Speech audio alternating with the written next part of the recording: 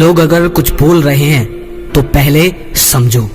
कोई अगर आपका मजाक उड़ाए या आप खुद को आईने में देखकर, अपने चेहरे को देखकर बहुत उदास हो जाएं, लोग कह रहे हैं कि तेरे चेहरे की तो रौनक ही उड़ गई, तू तो बकवास होता जा रहा है, हर समय उदास रहता है।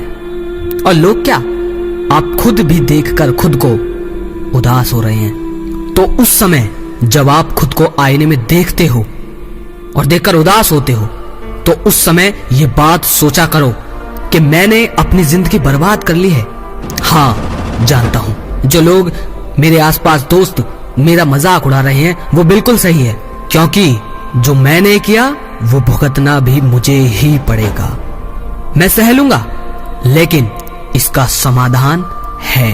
देखो, जो तुम बर्बाद कर चुके हो, जितनी वासना तुमने बुझा ली है, जितना तुमने पॉर्न में वक्त को बर्बाद कर दिया है, जितना खुद का नाश कर लिया है, जी बिल्कुल जानते हैं, जो कर लिया है तुमने वो भुगतना तो तुम्हें ही पड़ेगा, राइट? जाहिर सी बात है, जो तुमने बोया है वो काटना भी तुम्हें पड़ेगा। भुगतते रहो, जो दुनिया कह रही है वो सहते रहो, और ये बात सोचते रहो कि जो मैंने किया है वो भुगतना पड़ेगा। तो भुगतते रहो और साथ के साथ अपनी समस्या का निवारण करते रहो, साथ के साथ इस वासना से आगे निकलने की कोशिश करो। जो आसपास के लोग आपसे कह रहे हैं वो गलत नहीं कह रहे। आप एक बात बताओ, जब दुनिया को अगर कोई चीज दिख रही है तो वो उसके बारे में क्यों नहीं कहेंगे? जाहिर सी बात है वो कहेंगे ही। अगर आपका चेहरा दुखी है, आप बहुत उदास रहते हो, तो दुनिया क्यों नहीं कहेगी? आसपास के दोस्त मजाक क्यों नहीं उड़ाएंगे? क्योंकि उन्हें दिख रहा है। हाँ, कुछ ऐसे लोग होते हैं जिनको दया होती है, जो दूसरे की भावना को समझते हैं, वो कहते हैं कि दोस्त क्या हुआ, या भाई, या कुछ भी, उसे सहानुभूति देते हैं, उसका मनोबल बढ़ाते हैं। पर सभी ऐसे नहीं मिलेंगे। सभी तो ऐसे मिलेंगे कि जो उन्हें दिख रहा है वो सीधा सीधा बोलेंगे, चाहे किसी को तकलीफ हो या ना हो, चाहे कोई टूटे बिखरे या आत्महत्या कर ले, उन्हें क्या फर्क पड़ता है? उन्हें जो दिख रहा है वो बोलेंगे, और वो भी सही है। तो दुनिया जो बोल रही है उसकी वजह से उदास मत हो।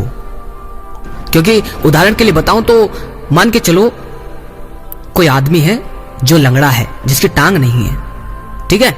तो जब दुनिया उसे देखेगी तो बस कुछ % लोग ही उससे कहेंगे कि भाई कैसे हो, वरना ज्यादातर लोग ये कहेंगे कि अबे तेरी टांग कैसे टूटी, कौन सा हादसा हुआ था भाई, ये सवाल पूछेंगे, ठीक है? ऐसा ही तुम्हारे साथ कर रहे हैं।